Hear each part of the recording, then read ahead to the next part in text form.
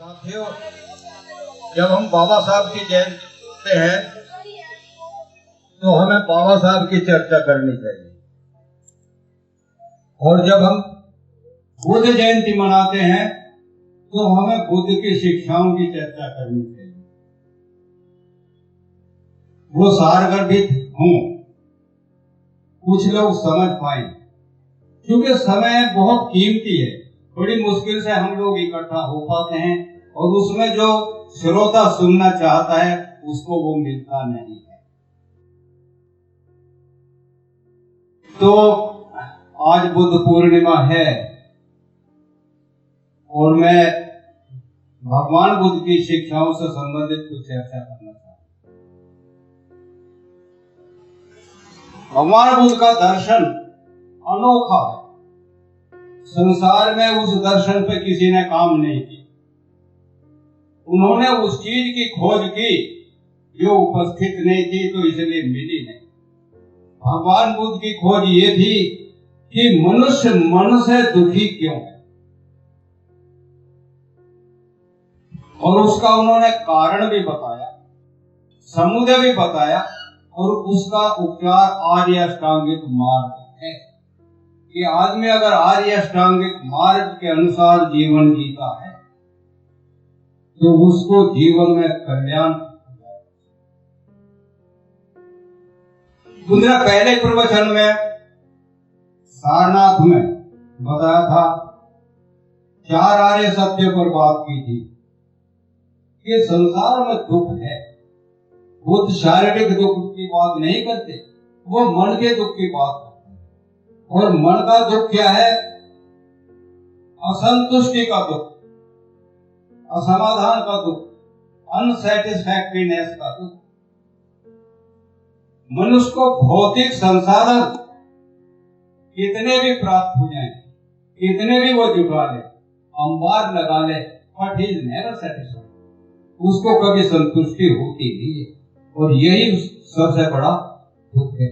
बुद्ध ने ये भी बताया कि इसका इलाज हो सकता है,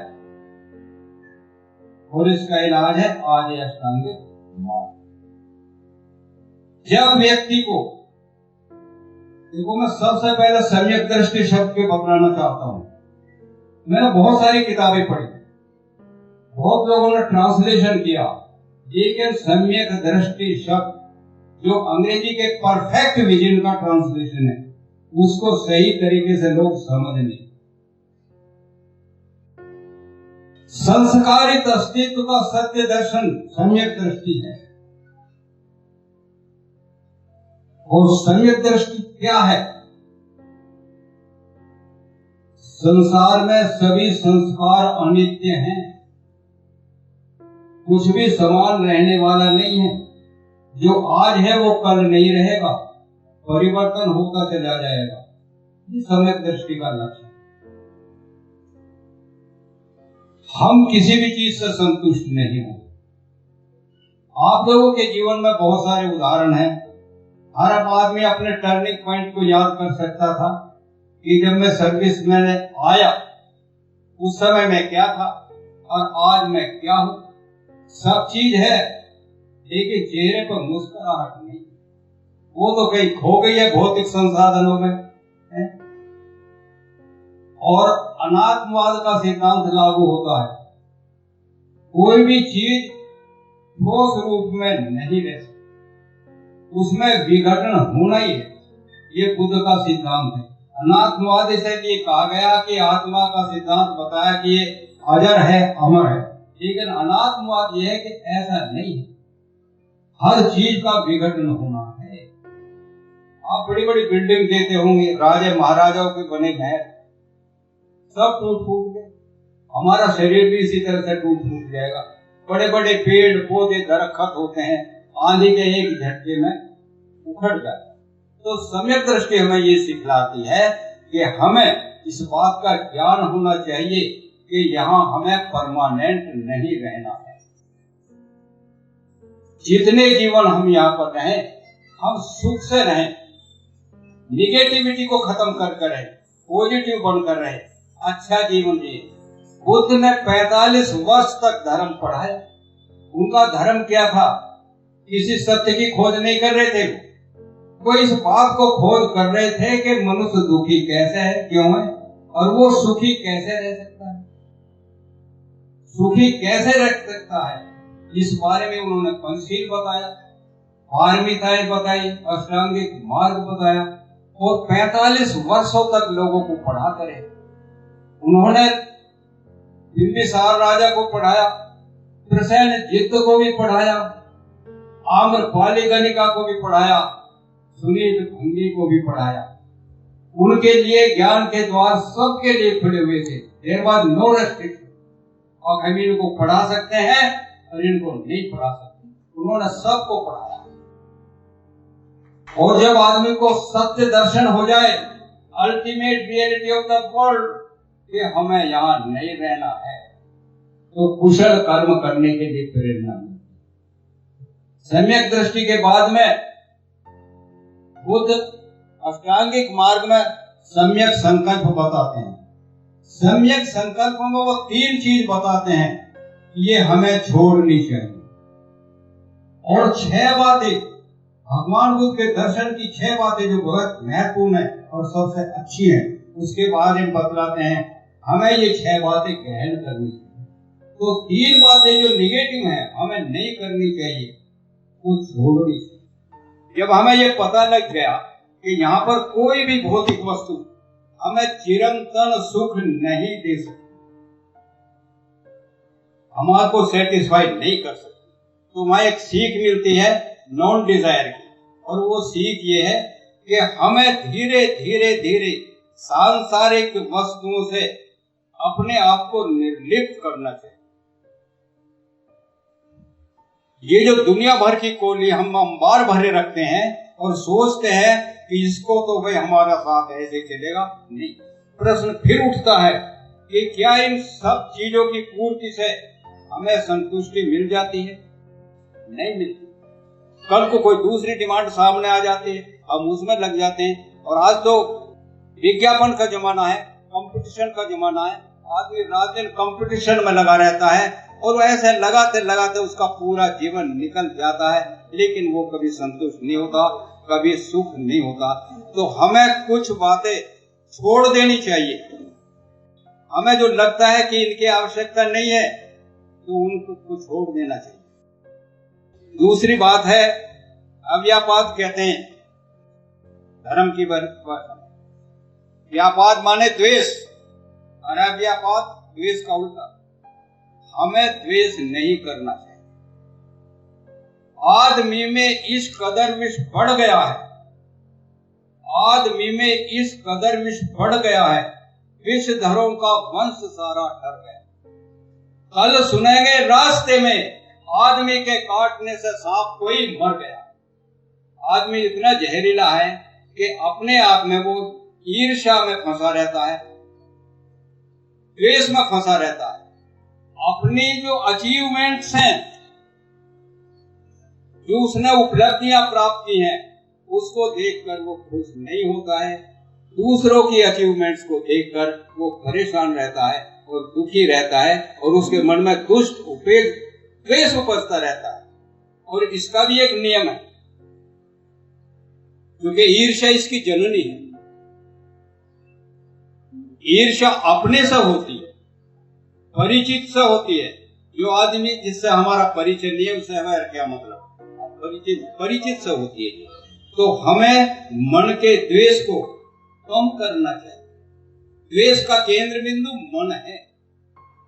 मन में द्वेष पैदा होता है, फिर वो वाणी पे आता है, वाणी प्रखर हो जाती है, कटु हो जाती है, और वो यही नहीं रुकती, द्वेष की परिणति हिंसा में होती है। आज जो रात दिन मार धाड़ हो रही है, सारा अखबार भरा हुआ आता है, उसका कारण एक ही है कि लोग अंदर से द्वेष में जल रहे हैं, परेशान है। वो अच्छा जीवन जी नहीं सकते, परेशान है।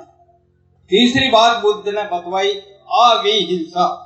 हिंसा माने सब जानते हैं, विहिंसा भी सब जानते हैं। तो हमें इससे थोड़ा दूर रहना चाहिए। इसका लिए तरीका भी बताया बुद्ध ने, केवल ऐसी बातें नहीं। मैत्री भावना ध्यान है, आप साल 6 महीना 2 साल करके तो देखिए। चौथी पारी में हम शत्रु के लिए मैत्री भावना ध्यान करते हैं, आपको ढूंढने से नहीं मिलेगा।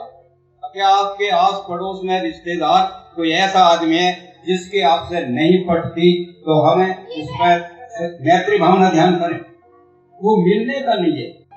डायरेक्ट इलाज बतलाया भगवान बुद्ध ने, मैत्री भावना ध्यान। बुद्ध को जो संबोधि प्राप्त हुई, बुद्धत्व प्राप्त हुआ, ज्ञान प्राप्त हुआ, वो केवल मेडिटेशन से। बुद्ध किसी यूनिवर्सिटी या डिग्री कॉलेज में नहीं गए थे पढ़ने के लिए। बोध गया में पीपल पे पेड़ के नीचे वो मेडिटेशन करते थे, और मेडिटेशन से जिसको हम कहते हैं अंतर्दृष्टि प्राप्त हुई, और उसी को संबोधि कहते हैं। बाबा साहब ने भगवान बुद्ध और उनके धर्म में लिखा है, धर्म का यह भी कर्तव्य है कि वे लोगों को ये बतलाए कि कुशल क्या है और अकुशल क्या है। अगर हमें ये पता ही नहीं लगेगा तो चाहे उम्र 80 के हो जाए या 100 की, आदमी अकुशल गतिविधियों में निर्लिप्त रहेगा और अज्ञानता के अंधकार में डूबकर मर जाएगा। वो सुख खोजता है किसी दैविक शक्ति के सहारे ना, दैविक शक्ति में सुख नहीं है, उसके जो कुशल कर्म है उसमें सुख। अच्छे कर्म करेगा अच्छे परिणाम आएंगे, गलत करेगा। कबीर कहते थे, करता था सो क्यों किया, अब करी क्यों पछता। अरे बोए पेड़ बबूल के तो आम कहां से, आम तो कर रहे हो आप दुख के और चाहते हो सुख, तो ये काम नहीं हो। एक बार भगवान बुद्ध निकले हुए जा रहे थे, बच्चे खेल रहे थे, उन्होंने कौवे के पंख बांधे हुए थे और उसको घुमा रहे थे। बुद्ध रुके, बच्चों से पूछा, क्या बच्चों आपके साथ भी अगर इस तरह का व्यवहार किया जाए तो आपको दुख होगा या नहीं होगा? कहता ये दुख तो होगा, पीड़ा तो होगी। कहता जिस कार्य के करने से आपको पीड़ा होती है उस कार्य को आप दूसरों के प्रति क्यों करते? अगर मनुष्य इतना भी सोच ले तो उसको सही रास्ता मिल सकता। बाबा साहब ने तो भगवान बुद्ध और उनके धर्म में ये भी लिखा है कि नैतिकता ही धर्म है और धर्म ही नैतिकता है। और नैतिकता की परिभाषा भी लिखी है, मनुष्य का मनुष्य के साथ उचित व्यवहार धर्म है। बहुत लंबी चौड़ी परिभाषा की जरूरत नहीं है, बहुत सिंपल शब्दों में समझा गया, मनुष्य का मनुष्य के साथ उचित व्यवहार धर्म है। लेकिन आज क्या मनुष्य दूसरे मनुष्य के साथ उचित व्यवहार कर रहा है? जब वो पंचशील की बात आती है कि पानाति पाता वेरमणि सिक्का पदम समाधिया, मैं प्राणी हिंसा नहीं करूंगा, रात दिन गोली चल रही है, ठाए ठाए ठाए, ये क्या हो रहा है? दूसरे शीट में कहता देना दाना वेरमणि सिक्का पदम समाधिया, मैं चोरी नहीं करूंगा। चोरी की बात छोड़ो, अब तो लोग सोच रहे एटीएम में से क्या 10-20 हजार निकाले, एटीएम ही फाड़ कर ले चलो। रोज कारोबारी लुट रहे, कारोबारी लोग रोज लुट रहे। तो हमें कुशल पर बुद्ध ने जो सिखाया, दुर्भाग्य इस बात का है 60 साल हो गए, जो बाबा साहब ने लिखा है और बताया है उस पर बाबा साहब की जयंती पर चर्चा नहीं करते, अनाप शनाप बातें करते हैं, मैं करके भाषण शुरू करते हैं, मैंने ऐसा किया, अरे बाबा साहब ने क्या किया उस पर चर्चा करो ना, उसको पढ़ते नहीं। और 60 साल में बुद्ध की शिक्षाओं पर चर्चा नहीं करते। बुद्ध जयंती मनाते हैं, खीर बांटना बुद्ध की जयंती समझ, भंडारे लगाना जैसे हजारों साल से भूखे हुआ पूरी आलू मिलेगा खाने को, इसको बुद्ध जयंती समझते। बुद्ध की शिक्षाओं पर चर्चा हो और उसको अपने जीवन में अमल भी करना चाहिए। मेरा एक सेंटेंस है जो मैंने लिखा है, आचरण की अभिव्यक्ति कृति में परिलक्षित होती है। कौन आदमी कैसा आचरण करता है उसकी कृति से पता लगता है, वो काम कैसा करता है, उसका व्यवहार कैसा, वो जीवन में जीता कैसा है, ये उसकी कृति से परिलक्षित है। तो 3 बातें बुद्ध ने बताई हैं कि हमें इनसे बचना चाहिए।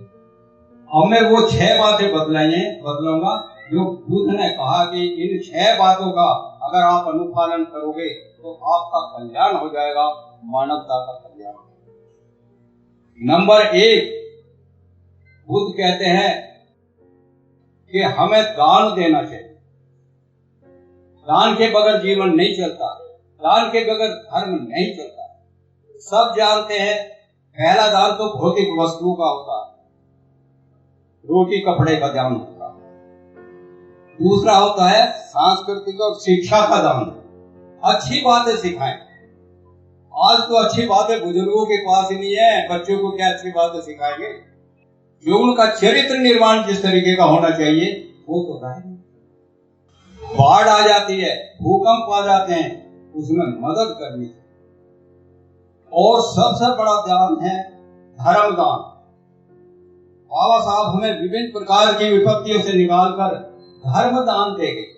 अगर 1956 में वो बौद्ध धर्म की दीक्षा नहीं लेते तो भारत ही नहीं पूरा विश्व अंधकार के युग में जी रहा था और चल रहा था।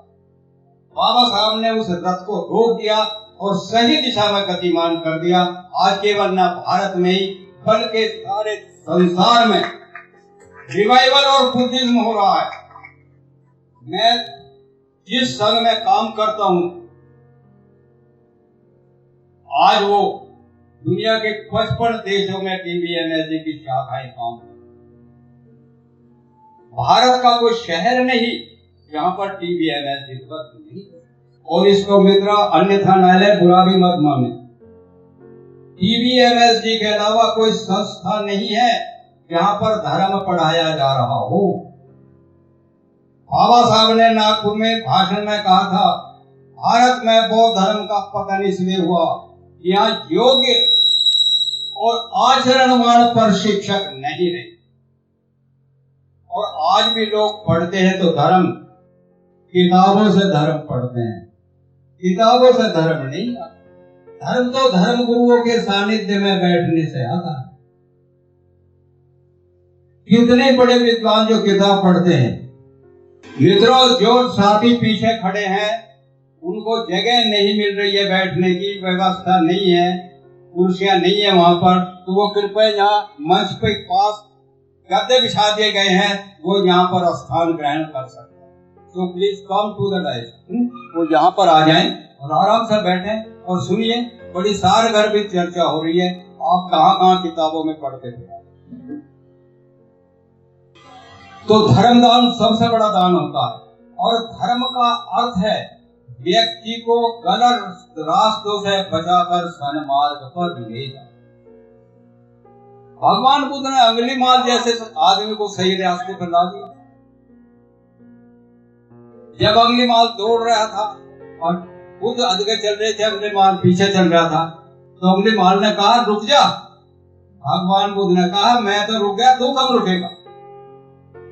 मैं तो रुक गया, तू कब रुकेगा? एक ही सेंटेंस ने अंगुलीमाल का जीवन बदल दिया। तो ये साधारण आदमी नहीं है कोई, जो मेरे से डर भी नहीं रहा और दौड़ भी नहीं रहा और मुझे कह रहा मैं तो रुक गया, तू कब रुकेगा? तो पैर पकड़ लिया अंगुलीमाल ने और भगवान बुद्ध ने उसे चीवर दे दिया और प्रसेनजीत की सभा में। तो प्रभाव उसका पड़ता है जो आदमी आचरणवान होता है। बुद्ध लोगों को धर्म पढ़ाते थे। लोग कहते थे बुद्धं शरणं गच्छामि, धम्मं शरणं गच्छामि, संघं शरणं गच्छामि। आज ऐसा क्यों नहीं होता? क्योंकि जो पंचशील पे भाषण देता वही शाम को दारू पीता। कि वे सारे दिन की थकान उतार लो, बुद्ध पूर्ण बनाई जाए, या अंदर कमरे में 0 वाट में बैठकर कौन देख रहे हैं हमें?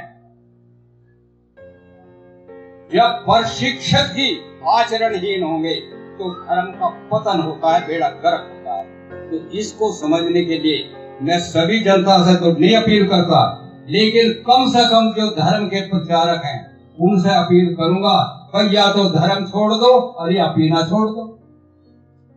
क्यों काम नहीं चल सकते? लोग कहेंगे जी हमारे मोहल्ले में तो मिस्टर राम सिंह रहते हैं, वो बौद्ध धर्म के आचार्य भी हैं और लोग दारू भी पीते हैं, तो हमारे तो प्रेरणा स्रोत है, हम क्यों नहीं पिए? इससे नुकसान हो जाएगा बहुत भारी। तो एक रास्ता अपना ले, कह रहे भाई हमारे पास ही नहीं है, हम बगैर पिए रह नहीं सकते। 5वां शील पढ़ा तो सकते हैं लेकिन बगैर पिए नहीं रह सकते। तो इसलिए उन्हें एक काम कर लेना चाहिए, या तो धर्म को छोड़ दे या बोतल छोड़ दे, तो कौन सा आदमी। तो जो संभव हो हमारे लिए श्रम का दान देना चाहिए। बाबा साहब ने अपना पूरा जीवन दान दे दिया। हम सप्ताह में एक दिन नहीं दे, सॉरी 2 घंटे का समय नहीं दे सकते, यहाँ पर आकर बैठ जाए संडे में, और गवर्नमेंट तो तनख्वाह भी देती है उस समय की। यहाँ बैठ के चर्चा करें, बुद्ध की चर्चा करें, बाबा साहब की करें, सामाजिक चर्चा करें, पर कम से कम आए तो सही। और हर पढ़े लिखे आदमी को, खासकर जो रिटायर्ड बंधु हैं, मेरे सीनियर सिटीजन साथी है, उनसे मैं कहना चाहूंगा कि भाई कभी ये सोच कर देख लो, व्हाट इज माई पे बैक टू द सोसाइटी। मेरा सोसाइटी के लिए पे बैक क्या है? इस सर्टिफिकेट से लेकर लगाकर 40 साल नौकरी कर ली, आवास विकास कॉलोनी में कोठी बन गई, कोठी पे काली हंडिया भी टंग गई, कुत्ता भी पल गया और कार भी खरीद ली। अभी सब ये चिंतन करो कि मैं वो सर्टिफिकेट के लिए क्या करता। वो सर्टिफिकेट बाबा साहब का दिया 1956 के एक्ट का है, वो पहला अमेंडमेंट है कॉन्स्टिट्यूशन ऑफ इंडिया में, उसके अनुसार वो सर्टिफिकेट मिलना है। समय बहुत विपरीत दिशा में जा रहा है। अगर अब नहीं समझे, खासकर जो बड़े लोग नहीं समझे, तो गवर्नमेंट ने तो चाबी उल्टी भरने का प्रयास कर रखा है। हमें खुद ही बचने का प्रयास करना चाहिए। दूसरी बात बताई भगवान बुद्ध ने, ब्रह्म विहार कहते हैं उसे, मैत्री करुणा मुदिता उपेक्षा, कि हमें मैत्री का जीवन जीना चाहिए। जब हम कहते हैं पाणाति पाता वेरमणि सिक्खापदं समादयामि, मैं प्राणी हिंसा नहीं करूंगा, तो क्या करूंगा? मैं लोगों के साथ मैत्री का जीवन जीऊंगा, प्यार का व्यवहार करूंगा, अच्छा जीवन जीने का प्रयास करूंगा। भाई हमारे यहाँ कौन सा भेद बढ़ रहे हैं आपस में, और उसके भी बावजूद भी द्वेष, दुनिया भर का हम द्वेष लेकर मन में जी रहे हैं। रात को सोते नहीं, रिएक्शन आता माइंड में। अगर आदमी मेडिटेशन करके रिएक्शन लेना बंद कर दे, जरा सी बात कही किसी ने, रात भर चिंतन करता, उसकी हिम्मत कैसे हुई मुझे ये कहने की, रात भर कागज पलटता रहता है। और अगर उसको फॉरवर्ड करे, वो कहीं पर भूल जाए, वह उसका मन है, उसकी जबान है जो कह दिया था, कहते हैं तुम्हारा दूसरे की जबान पर क्या अधिकार है। इस तरीके से उसे सोचे कि let him whatever he likes, जो उसे पसंद उसको कहने दें। हमको अपना सुखी जीवन जीना चाहिए। तो हमें भगवान बुद्ध की मैत्री देखिए, ये सभ्य सत्ता सुखी होता का जो मंत्र है, ये केवल मनुष्यों के लिए नहीं है, सभी प्राणियों। बुद्ध ने सभी प्राणियों पर मैत्री भावना ध्यान दिया। तो मैत्री भावना ध्यान करें और मैत्री का आचरण करें। ये नहीं थोड़ा सा जीवन है, पता नहीं कब गुब्बारे की हवा निकल जाए, तो उतने जीवन को तो सुख से जीना। Live and let the others live. जीवन में भी जब जीवन हो तब सजीवता है। अच्छा जीवन तभी होगा जब जीवन में भी सजीवता होगी। जैसे कि प्रसाद जी कामायनी में कहते हैं कि औरों को हंसता देखो, मनो हंसो और सुख पाओ। खुद भी सुखी रहो और दूसरों को भी सुखी रहो, क्योंकि दूसरे के सुख में आपका सुख नहीं है। तो हमें मैत्रीपूर्ण व्यवहार करना चाहिए। और मैत्री का मतलब ये नहीं है कि केवल ऊपरी दोष। कभी कभी आदमी को व्यंग्यात्मक बोली बोलने की आदत पड़ जाती है। बोली का घाव तो भर भी जाता है, बोली का घाव नहीं पड़ता। तो किसी से कटु शब्द बोलना, बेमतलब भी कटु शब्द बोलते। किसी कमजोर से आदमी को देख के कहते हैं पहलवान क्या हाल है तेरा, अरे कि उसकी खेती उड़ा रहे हो, मजाक उड़ा रहे हो, पहलवान करे हो। तो इस तरह की जो कटुता है ना, व्यंग्यात्मक शब्द, वो नहीं बोलने चाहिए। गंभीर शब्दों का प्रयोग करना चाहिए। हम भी सुख रहे और वो भी सुखी रहे। ये मैत्रीपूर्ण शब्द का जीवन जीना चाहिए। और जो पॉजिटिव मन से जीता उसके चेहरे की भाव भंगिमा कुछ अलग होती, उसकी लाइफ भी लंबी होती है। और जो निगेटिव भावनाओं का जीवन जीता है 40 साल की उम्र में चेहरे पर झुर्रियां पड़ जाती हैं। वो हमेशा दूसरे की बुराई, उसका हाउ टू डिस्टर्ब हिम है, अपना भला नहीं सोचता, दूसरे का अनिष्ट कैसे करूं, इसमें जीवन की सारी शक्ति लगाता है। वो दूसरों का अनिष्ट करने के बजाय अपना विकास करने में उस शक्ति को लगाए, पॉजिटिविटी बढ़ाए मन की, तो फिर बढ़िया रहेगा, बढ़िया जीवन जिएगा। उतनी ऊर्जा वो बच्चों के डेवलपमेंट में लगा सकता है, उनके आर्थिक विकास में लगा सकता है। लेकिन मनुष्य सोचा और पड़ोसी को तो सुख से नहीं रहने दूंगा, बढ़िया जीवन जी लो, पड़ोसी को क्यों दुखी कर रहे हो, तुम भी बढ़िया रहो और उसको बढ़िया रहो। बुद्ध का जीवन तो वही है, बाबा साहब का वो गया। बाबा साहब की 22 प्रतीक क्यों चर्चा करते हो? अरे मान लो वो स्टेज पर भाषण देने की चीज नहीं है, न गलियारों में चर्चा करने की। बाबा साहब ने तो 1317 तक 5 सील भी तो बताए हैं। 22 प्रतिज्ञा में पहली 2 मान लो, बाकियों में से 5 सील मान लो, कल्याण हो जाएगा। लेकिन हम पहली 2 भी मानने को तैयार नहीं है। भाषण देंगे लंबे चौड़े, चर्चा करेंगे बहुत, बहस बहुत करेंगे। मित्रों, परिवर्तन 2 तरीके का होता है, एक तो होता है घर का परिवर्तन और एक होता है मन का परिवर्तन। अभी अधिकांश लोगों ने क्या किया है, केवल घर का परिवर्तन किया, पुरानी तस्वीरों को निकालकर और 2 नई तस्वीर लगा दी, बाबा साहब के बुद्ध, और मन रखा है वैसा ही पहले जैसा ही। उसमें जितना कूड़ा कबाड़ भरा पड़ा है उसे निकालने का कोई प्रबंध उसके पास में है नहीं। और सहारा लेते हैं पत्नी का, मैं तो बहुत कुछ करना चाहता हूँ डॉक्टर साहब, पत्नी नहीं करने देती। अरे उस बेचारे को क्यों परेशान कर रहे हो, तुम्हें नहीं करना चाहते। पहला दोष तो ये, पहला दोष हुआ क्या, गलती कहां हुई, हम अकेले नेता बने, अकेलों ने भाषण देना सीखा स्टेज पर और अकेले स्टेज से उतर के चले आए। नेताजी तो बाबा साहब और बुद्ध को मानते रहे और घर वाले पीर पूजती रही, और आज भी यही है। जब तक उन्हें बच्चों को साथ नहीं ले जाओगे, विशिष्ट को साथ नहीं ले जाओगे, बच्चों में संस्कार नहीं बन पाएंगे। जब शादी से पहले उसे 10 बार तुम देखते हो तो बाद में गैर साथ ले जाते हुए शर्म क्यों लगती? न साथ ले जाओ, ना जिस भी कार्यक्रम का साथ ले जाओ, और अगर थोड़ा हिम्मत दिखाओ तो उन्हें स्टेज की वक्ता बनाओ, उन्हें पढ़ना लिखना सिखाओ। पर ऐसे नहीं, अपनी नहीं, पत्नी नहीं मानती, उनके ऊपर दोषारोपण मत करिए। और अब तो समय इस तरह का चल रहा है, बाबा साहब ने इंग्लिश के 3रे वॉल्यूम में लिखा है, the history of India is nothing but the struggle for supremacy between Brahmanism and Buddhism. Bharat का इतिहास इस बात से अलग हटके कुछ नहीं है कि यहाँ बुद्धिस्टों की और ब्राह्मणों की अपने अपने वर्चस्व के लिए लड़ी गई लड़ाई का इतिहास है।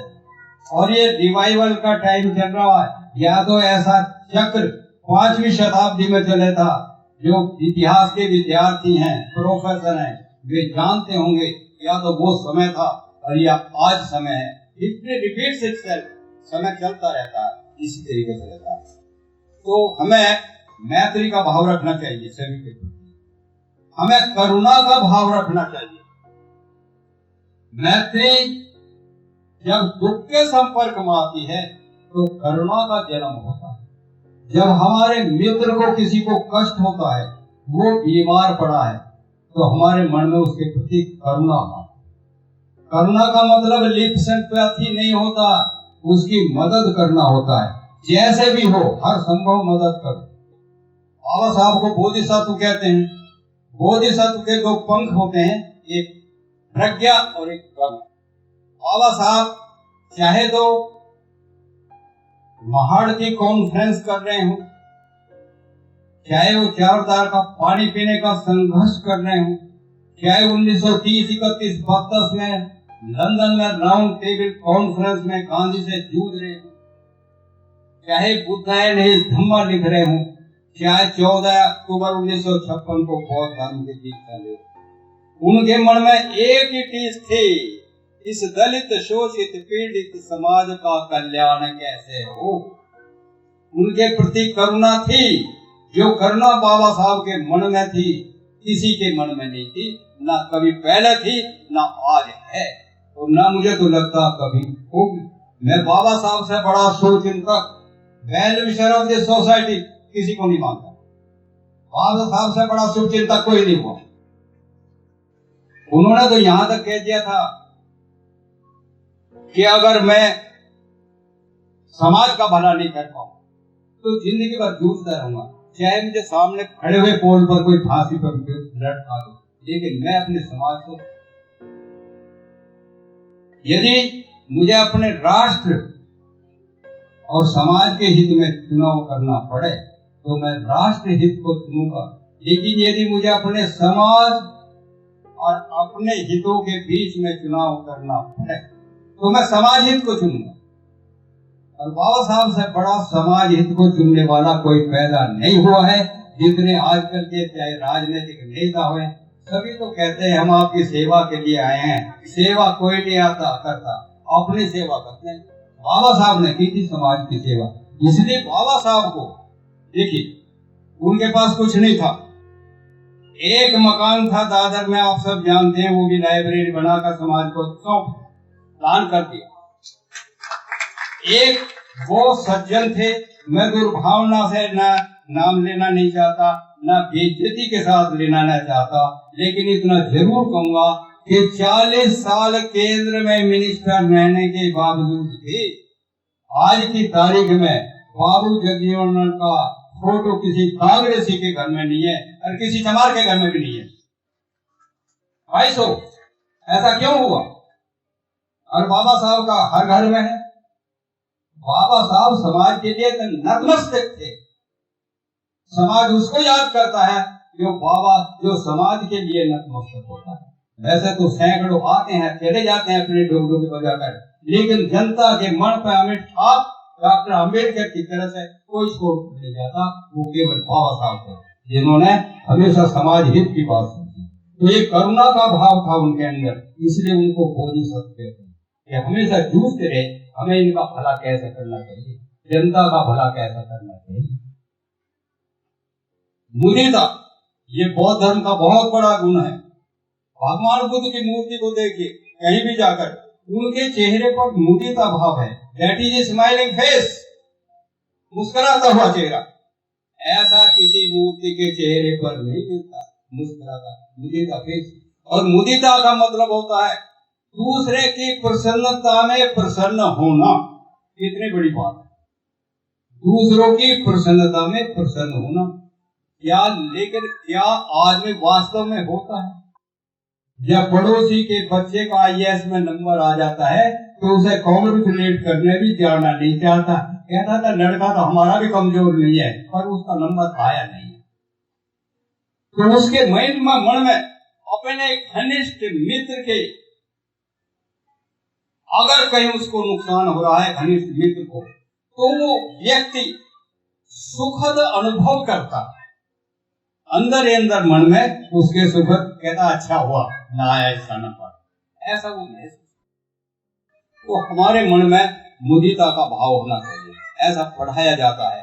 मन से प्रसन्न रहें, उसकी खुशी में खुशी जाहिर करें। हमारा बिगड़ता क्या है? तो जेब से पैसा जाता है ना, एक नुकसान है। व्यक्ति के मन में ईगो प्रॉब्लम है, वो ईगो प्रॉब्लम ना तो किसी को धन्यवाद देने देती और न किसी को कांग्रेचुलेट करने देती। वाह हम कोई कम है किसी से, ये भाव उसके मन में बढ़ता है। और एक अगला है ब्रह्म विहार की जो शिक्षा है भगवान बुद्ध ने बताई है। मैं 100% बुद्ध की शिक्षाओं पर चर्चा कर रहा हूं, और मैं कहता हूं कि मुझे कहीं भी सरे बाजार कहीं प्रवचन करा दो, चाहे बाबा साहब पर करा दो या बुद्ध की शिक्षा पर करा दो, ना मैं किसी राजनीतिक पार्टी का नाम दूंगा, ना किसी विपक्ष तो हमारा है ही नहीं कोई उसका नाम दूंगा, केवल मैं बुद्ध की शिक्षा पर चर्चा करता हूं। और फिर प्रश्न चिन्ह उठाओ हमारे खिलाफ में कौन उठाता है। लेकिन बोलना तो सीखो लोग। जब कुछ आता नहीं है तो माइक हाथ में पकड़कर सीधा हिंदू धर्म को गाली देना शुरू कर देते हैं। अरे 60 साल से यही तो करते आ रहे तुम, हिंदू धर्म को गाली तो दी। बाबा साहब तो महानायक थे, लेकिन हिंदुओं को गाली देते देते बाबा साहब के तथा कथित अनुयायियों ने बाबा साहब को खलनायक बना दिया। जो महानायक थे उनको खलनायक बना दिया। क्या आता कुछ है नहीं और माइक उठाया और लगेगी दूसरों को गाली देने के लिए। तो बाबा साहब को सिद्ध तो करिए, बाबा साहब में कितने गुण थे, कितने महान व्यक्ति थे। जिस व्यक्ति की पूजा सारे विश्व में होती है उस व्यक्ति को तुमने खलनायक बना दिया। अगर नहीं आता बोलना मंच पे तो मत बोलिए, पर दूसरों के दिमाग में जहर तो मत फैला करिए। जिसके बाप को हम गाली देंगे वो हमारे बाप को गाली नहीं देगा क्या? वो देगा, और यही हुआ। तो हमें ठीक तरह से बाबा साहब पर चर्चा करनी चाहिए और ठीक तरह से हमें बुद्ध पर चर्चा करनी। अगला जो पॉइंट है वो है उपेक्षा। उपेक्षा का मतलब होता है शांत रहना। लोग धैर्यमयी चित्तम यस्न कंपति अशोकम वीर्यम हेममेतम। 8 लोग धर्म में भी जिसका मन विचलित नहीं होता वो उपेक्षा का पालन करता है। दुख या सुख, लाभ और हानि। अगर लाभ हो गया तो छत पर पड़ चढ़ के ढोल बजाते सारा मोहल्ला सुने, और थोड़ा नुकसान होगा तो ट्रेन के नीचे कटरे को भागते हैं। ऐसा नहीं होना चाहिए, ये नहीं भाव होना चाहिए, समभाव होना चाहिए। वो ठीक होगा उसे भी स्वीकार कर लो, ये होगा ये स्वीकार कर लो, इस तरह से। लेकिन नहीं, उपेक्षा भाव रहना चाहिए। और वो तब होगा जब आदमी मेडिटेशन करेगा, आनापानसति करेगा। लोग कहते हैं जी विपश्यना करने जाओ, अरे जाओ तो सही, जिन्होंने सीख रखा वो यही जो कराओ। लोगों को 40-40 साल हो गए सीखते सीखते, वो दूसरों को क्यों नहीं सिखाते? गली मोहल्लों में क्यों नहीं सिखाते? या मुंह पर प्रतिबंध लगा रखा सिखाने वाले ने, तुम अपने वाला किसी को नहीं सिखाओगे। भाई हम तो 30 साल से धर्म पढ़ा रहे हैं लोगों को, मेडिटेशन भी पढ़ाता हूँ और धर्म भी पढ़ाता हूँ, बुद्ध के तत्व भी पढ़ाता हूँ। तो हमें उपेक्षा भाव रखना पड़ेगा। अच्छा हो जाओ तब भी ठीक है, बुरा हो जाओ तब भी ठीक है, सब तरफ के भाव को हमें संभाल कर रखना पड़ेगा। और एक अंतिम बात है श्रद्धा। हमें अपने आदर्शों के प्रति श्रद्धा होनी चाहिए। हमारे आदर्श बाबा साहब हैं, हमारे आदर्श भगवान बुद्ध हैं, हमारे आदर्श अपने माता पिता हैं। माता पिता उपठानो पुत्र दारस्थ संघो अनाकुलाशा कंपनता है। माता पिता की सेवा करनी चाहिए। पुत्र दारस, दारा पत्नी को कहते हैं, उनकी भी सेवा करनी चाहिए। और ये बहस का विषय नहीं है, किसी से बहस मत करो। अगर वो कहे भाई मेरे आदर्श तो वो हैं, ठीक है, उनके वो होंगे, आपके ये हैं। आदर्श पे चोट मत करो वरना मामला गंभीर हो जाएगा। और 2 चीज पर बहस मत करो दूसरों से, एक तो राजनीति पर, दूसरे धर्म पर। हर एक आदमी की आस्था अलग अलग होती है, आस्था अलग होती है, टकराव मत करो। अपने भी मित्र के किसी के घर में जाओ और उसमें कोई चित्र आपको ऐसा लग गया मिला जो आपको नापसंद है, उसे टकराओ मत सीधे सीधे, आगे इसे उतार को फेंक दो।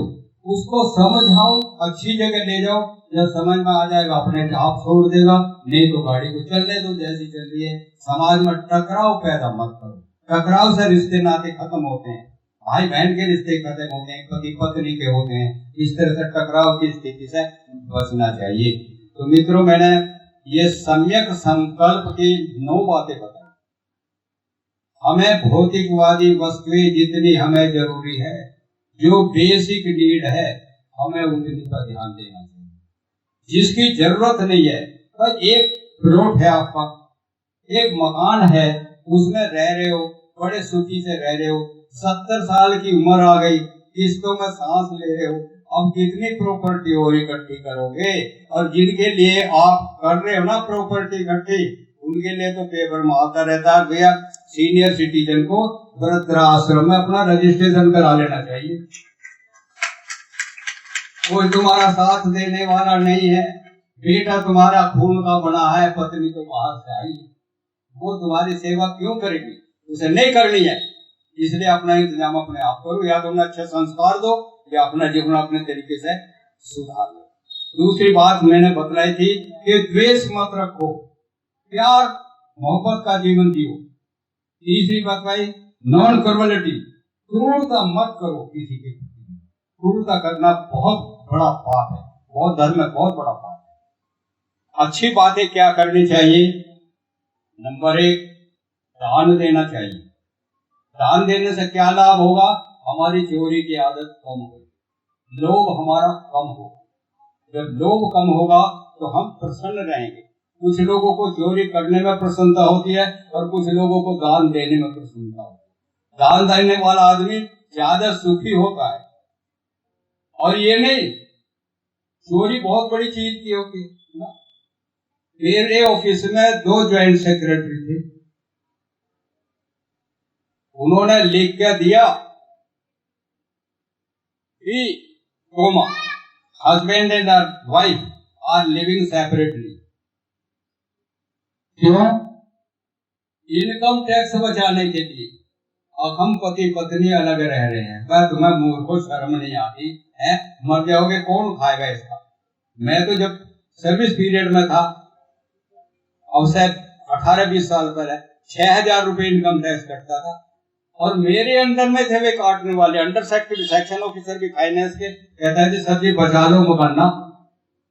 झूठ नहीं बोलूंगा, बुद्धिस्ट आदमी ना जबानी झूठ बोलूं ना लिख के दूं। जो तुम्हें काटना काट लो, हम तो समझेंगे इतनी तनख्वाह मिलती है और उसी में मस्त रहेंगे। क्यों बेईमानी करते हो? और फिर अंदर से ऐसे ऐसे करते रहोगे, ऐसे चक्कर नहीं। मैत्री की बात बताई, करुणा की बताई, मुदिता, सुखी रहो, प्रसन्न चेहरा रहेगा, लाइफ लंबी चलेगी।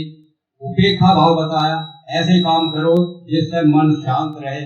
और भी श्रद्धा रखो, अपने आदर्श के प्रति श्रद्धा रखो। हमारे आदर्श बाबा साहब हैं और बुद्ध हैं, उनके प्रति श्रद्धा रखो और उनके बताए हुए मार्ग पर चलो, आपका सदा कल्याण रहेगा। इन्हीं शब्दों के साथ नमो बुद्धाय, जय भीम।